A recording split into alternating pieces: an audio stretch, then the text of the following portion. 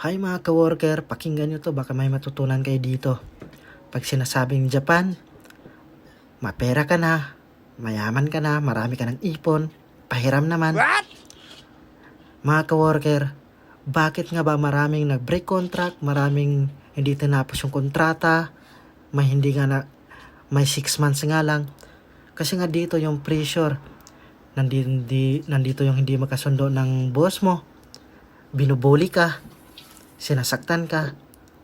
Kaya nga pag sinasabing Japan, maraming pressure dito kasi nga yung mga Hapon. Pero hindi ko nila lahat ha. May napapasukan na maganda, may napapasukan na hindi maganda. Kaya nga, dapat handa ka sa Nihongo mo, handa ka sa mapapasukan mo kasi nga, ibang level pag nandito ka sa Japan kasi nga, yung language nila no.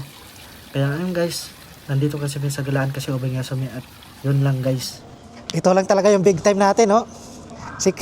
Pang ano lang, ano pre? Pang Adidas? Pang Adidas.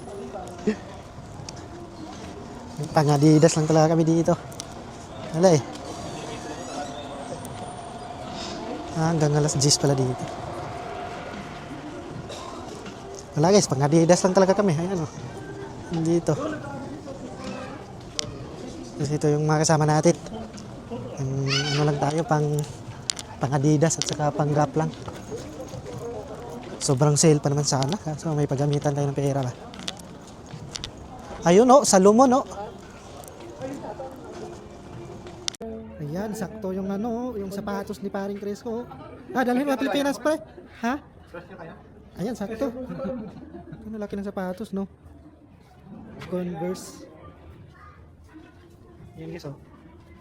Kasya ng paa natin dyan. Wait na tayo guys, napagod na ako. Dito na yung nakabili na ng isa. Wala talagang nabili, kahit Adidas.